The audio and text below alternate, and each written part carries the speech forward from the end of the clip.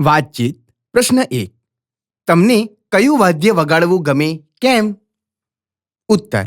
મને હાર્મોનિયમ વગાડવું ગમે.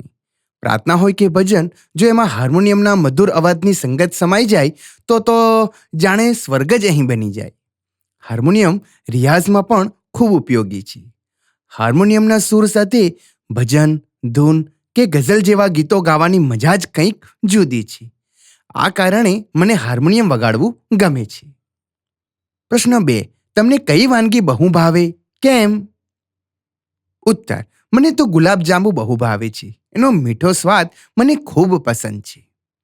જો બાળકો, તમને કોઈ બીજી વાનગી ભાવતી હોય તો તમે એના વિશે અહીં લખી શકો છો. પ્રશ્ન 3. તમને બહાના કાઢતા આવડે? છેલ્લે તમે કયું બહાનું કાઢ્યું હતું? ઉત્તર. ના, મોટે ભાગે હું બહાના કાઢતો નથી. પણ કોઈક એવી પરિસ્થિતિ ઊભી થાય કે જેમાં હું સંમત ન હોઉં, મને ના ગમતી બાબત હોય કે કાંઈક ખોટું હોય તો હું બહાના કાઢી ત્યાંથી ખસી જવાનું પસંદ કરું છું. છેલ્લે મને પેટમાં બહુ દુખે છે એવું બહાનું કાઢી ખસી ગયો હતો. પ્રશ્ન 4. તમે કદી ઝબકીને જાગી ગયા છો? ક્યારે? ઉત્તર. હા, હું એકવાર ડરીને ઝબકીને જાગી ગયો હતો. એકવાર મારા મિત્ર સાથે મેં ઘરે એક ડરામણી હોરર મૂવી જોઈ હતી. ત્યારે તો મને બીક લાગી નહોતી, પણ રાત્રે મને ડરાવનું સપનું આવેલ, જેના કારણે હું મોટી બૂમ પાડી ઝબકીને જાગી ગયો હતો. પ્રશ્ન 5. તમારા વિસ્તારનું કોઈ લોકગીત તમને યાદ છે? કયું? ઉત્તર. અમારા વિસ્તારનું આ લોકગીત મને ગમતું હોવાથી યાદ છે. સોનાવરણી સીમ બની મેહુલીએ કીધી મહેર રે ભાઈ, મોસમ આવી મહેનતની. નદીઓના જલની તર્યા લોકોમાં લીલા લહેર રે ભાઈ, મોસમ આવી મહેનતની. લીલો કંચન બાજરો ને ઉજળો દૂધ કપાસ રે ભાઈ, મોસમ આવી મહેનતની. જુવાર લોથે લુમે જુમે ને હૈયામાં હુલ્લાસ રે ભાઈ, મોસમ આવી મહેનતની. પ્રશ્ન 6. તમને આવડતું એક લગ્ન ગીત કહો. ઉત્તર. મને આવડતું એક લગ્ન ગીત નીચે મુજબ છે. લાલ મોટર આવી મુંબઈથી ગજરાલ આવી, મારા ભાભી સાસરીએ લીલા લહેર છે. મોટરમાં ભર્યા ગોટા જાનૈયા બધા મોટા, મારા ભાભી સાસરીએ લીલા લહેર છે.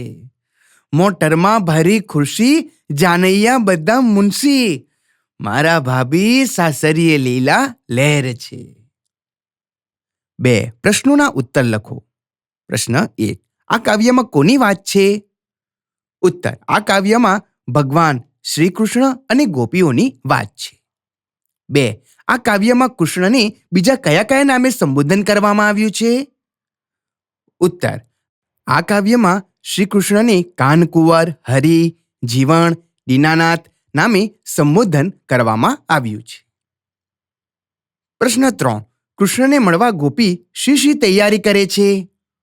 ઉત્તર. કૃષ્ણને મળવા ગોપીએ નવલ સુતાર પાસે સાગ અને સીસમની વેલડી તૈયાર કરાવી. એ વેલડીને ધોળો અને ધમડો એમ 2 બળદ જોડ્યા ને અમરા પર જવાની તૈયારી કરી.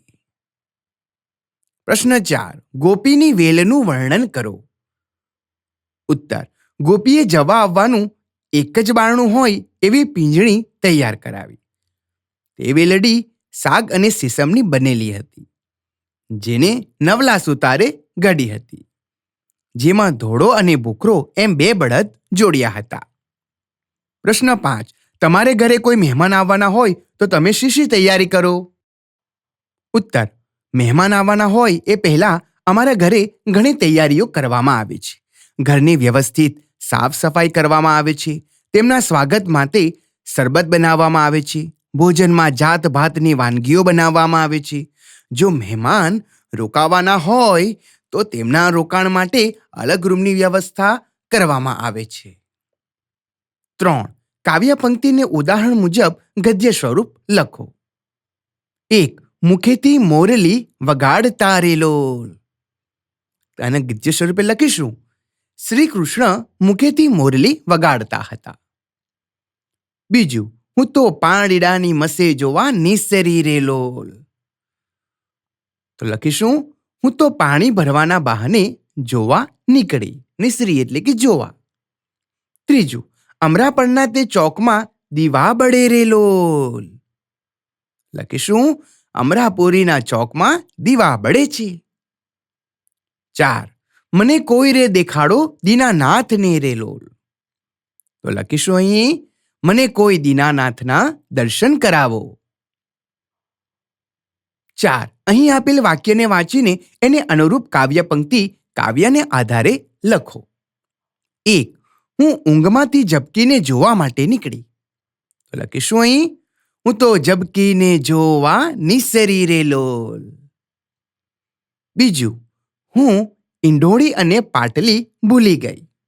તો આ કઈ પંક્તિમાં આવશે કે ઈંઢોળીને પાતલી વિસરી રેલોલ. ત્રીજું, મારી વેલ સાગ અને સીસમની છે. તો કઈ પંક્તિ આવશે? સાગરે સીસમની મારી વેલડી રેલોલ. 4, મેં દૂધ અને સાકરનો શીરો બનાવ્યો. તો કઈ પંક્તિમાં આવશે? મેં તો દૂધ ને સાકરનો શીરો કર્યો રેલોલ. 5, આપેલા શબ્દોના પ્રાસવાળા શબ્દો કાવ્યમાંથી શોધીને લખો. નિસરી તો સામે આવશે વિસરી. છોડિયા તો જોડિયા. 6, આ કાવ્યમાં પાણીને બદલે પાણીડા અને વેલને બદલે વેલડી શબ્દો વપરાયા છે. આ કાવ્યમાં આ પ્રકારના શબ્દોથી એક ખાસ પ્રકારનું માધુર્ય આવે છે. આવા બીજા 5 શબ્દો મેળવીને લખો. તો 1, ધોરી ધોરીડો. બીજું, પેટ ભરતી પેટડા ભરતી. ત્રીજું, નાનું નાનકું નાનકડા નાનકા. 4, નાવલો નાવલીઓ. 5, મુખ મુખડા. 6, જોડકું જોડકડા. 7, આ કાવ્યમાં એક શબ્દ ઈંઢોળી વપરાયો છે, જેનો અર્થ નાનું ગૂંથેલું તૈયાર બનાવટનું ઉદાહરણ એવો થાય. ઘર કે ગામમાં વપરાતી 5 વસ્તુઓના નામ લખી દરેકનો ઉપયોગ કરી એક વાક્ય બનાવો. 1, તગારો. તગારા વિના રેતી લાવવાની કેમ ફાવે? 2, પંચિયું. મંદિરની પૂજા પંચિયું પહેર્યા વિના કેવી રીતે થાય? સાવરણી. ઘરની સફાઈ કે કચરો કાઢવામાં સાવરણી સિવાય શું જોઈએ? 4, કૂંચી. ઘરની કૂંચી ક્યાં ખોવાઈ ગઈ? 5, પટારો. ભાસ્કર કાકાના પટારામાં રમકડા ભર્યા છે.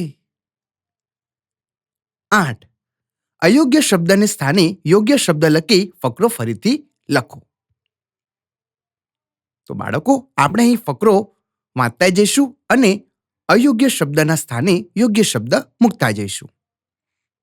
અત્યારે ગુજરાતીનો તાસ છે. અમે પહેલો એકમ ભણીએ છીએ. અમે એક પ્રવૃત્તિ કરીએ છીએ. આ પ્રવૃત્તિ ખૂબ સહેલી છે. અહીં સુધારો આવશે, સહેલી છે. મને તે તરત આવડી ગઈ. મને મજા પડી ગઈ. તો મનેમાં સુધારો આવશે. મારી તે પ્રવૃત્તિ, તો એ શબ્દ આવશે મારી, સાચો શબ્દ. મારી તે પ્રવૃત્તિ 3 મિનિટમાં પૂરી થઈ ગઈ. તે પછી મેં જાતે એવા, અહીં સુધારો આવશે, ખોટા વાક્યો બનાવ્યા. ખોટા વાક્યો વાંચીને મને ખૂબ હસવું, અહીં સુધારો આવશે, આવ્યું. 9, ઉદાહરણ મુજબ વાક્ય આગળ વધારો. બહુ ઠંડી પડે છે આજ રાતના. લખીશું કે ચાલ હવે કરીએ તાપણું મેદાનમાં. બીજું, આજ પડી છે રજા નિશાળમાં. તો લખીશું કે ચાલ હવે રમીએ મેદાનમાં. ત્રીજું, મસ્ત વરઘોડો નીકળ્યો છે ગામમાં.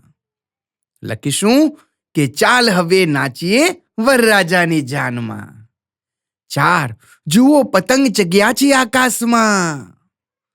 તો લખીશું કે ચાલ હવે લડાવીએ પેચ મિત્રોના સંગાથમાં.